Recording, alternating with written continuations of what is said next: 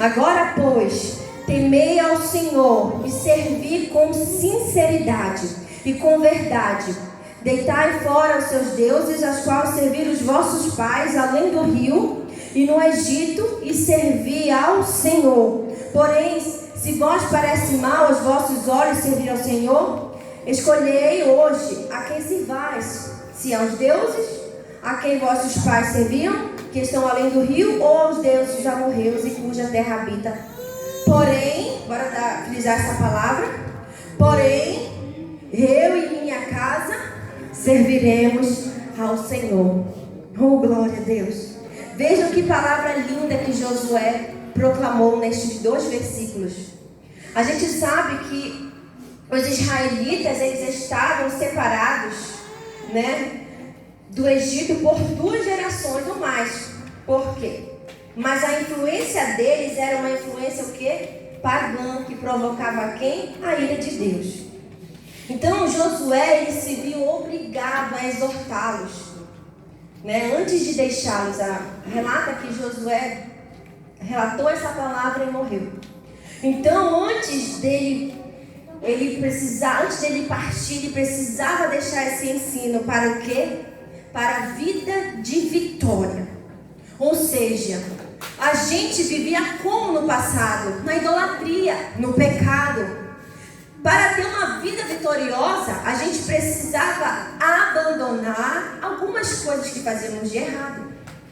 Então nós abandonamos tudo para servir a Deus. Então eu e minha casa serviremos ao Senhor. Ou seja, a minha casa vai ser vitoriosa se o Senhor estiver nela. Eu não posso servir a 2 senhores hoje. Eu não sou mais idólatra, mas dentro da minha casa pode ter algo mundano que estou servindo e não sei. O que pode ser? Eu preciso fazer uma autoavaliação, porque Deus, Ele é muito claro que Ele não divide a glória dEle com ninguém. Quando é ninguém. Pode ser uma música, pode ser um ídolo como pessoa, um cantor. Pode ser o ídolo da idolatria. Pode ser algo que eu passo mais tempo que o Senhor, fazendo com que o Senhor tenha até ciúme de mim. Porque ela passa tanto tempo fazendo isso e na minha presença passa tão pouco. Eu preciso da presença dela. Então aí às vezes Deus, Ele faz o quê? Para a tua família voltar ao eixo, Ele prova. Coloca ali coisas para que tu volte para o centro da vontade de Deus e que tu lembre que somente o Senhor é Deus. Então, naquele momento, quando Josué falou isso, faz me lembrar que Jesus, ele foi convidado a um casamento. E ele transformou naquele casamento água em vinho. Ou seja, quem foi que constituiu a família? Deus. O primeiro casamento, Adão e Eva, constituído por Deus, realizado pelo próprio Deus. Então Deus, Ele constituiu a família para viver bem, mas o homem pecou. E por consequência do pecado do homem, eles foram expulsos da presença de Deus. Mas Deus não deixou de amá-los. Então muitas vezes, quando a gente faz as coisas da nossa vontade, da nossa cabeça, a gente não prospera, a gente não é feliz. Nossos filhos não vão bem, a nossa casa não vai bem, porque a gente está fazendo as coisas da nossa vontade. Deus ainda não é o nosso governador. Deus ainda não governa a nossa casa, a nossa família. A gente não consegue educar nossos filhos segundo a palavra de Deus. A gente não tem entendimento para educar nossos filhos e acaba às vezes pedindo ajuda de quem não tem mais ainda, ao invés de pedir ajuda de Deus, que tem todo o poder. A palavra de Deus, eu li um relato de uma mulher que ela disse assim: meu casamento ia acabar. Por quê? Porque eu não aceitava ser submissa a meu esposo.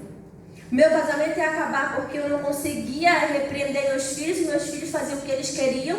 Meu esposo brigava e eu brigava com meu esposo, e minha vida era muito ruim. E uma pessoa disse assim para mim: tu quer mudar? Lê a Bíblia a partir de hoje. E ela era viciada em jogos, muito viciada. E ela começou a ler a Bíblia. E falaram para ela ler Provérbios, ler o Novo Testamento, lê a Bíblia inteira se você conseguir. E ela começou a ler a Bíblia e começou a mudar. E o esposo dela achou estranho, porque ela não era assim. Como ela começou a mudar, se ela não vai para psicólogo, ela não vai para nenhum lugar, não vejo ela sair daqui de casa. E a Bíblia estava mudando ela. A palavra de Deus transforma. A palavra de Deus muda, mesmo a gente nem percebendo. Essa palavra tem poder. Essa palavra tem poder para mudar, transformar, vivificar, trazer de volta à vida aquele que estava morto. Então, naquele momento, ela disse para ele: tu quer mudar também? Leia a Bíblia a partir de hoje. E o marido começou a ler a Bíblia e o lar dela foi totalmente restaurado pela palavra de Deus. O lar dela foi abençoado, o casamento dela, que ia de mal a pior, foi restaurado, restabelecido. O que a Bíblia diz, que a mulher tem que ser sujeita ao marido. Hoje não queremos ser. Não queremos ser.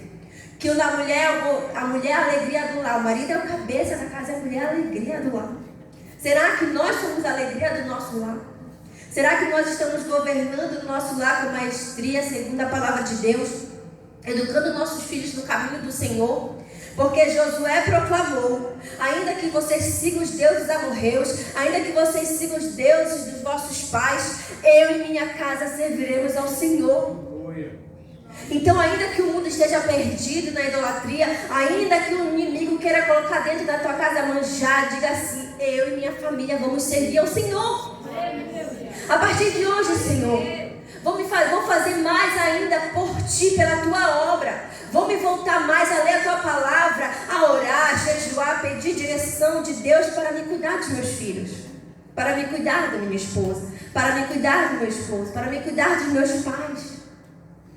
Então, essa decisão que a gente precisa ter é de fugir do mundo e se apegar com Jesus. O mundo quer nos atrair, mas Deus, Ele vai nos proteger. Aí, em meio às lutas, em meio às dificuldades, para a gente não ceder aos manjares de Satanás. Então, a renovação da aliança com Deus, faça todos os dias. Senhor, eu e a minha casa vamos te servir. Essa é uma renovação de aliança. Eu e minha casa vamos te servir para sempre. Amém e amém. Não vamos servir a dois senhores, mundo e Deus, não. Somente ao Senhor nosso Deus. A tua família vai ser abençoada se você crer nessa palavra. Amém? Vamos receber o irmão que vai pregar também a palavra de Deus, trazer mais ensinamentos ricos, mais abençoados para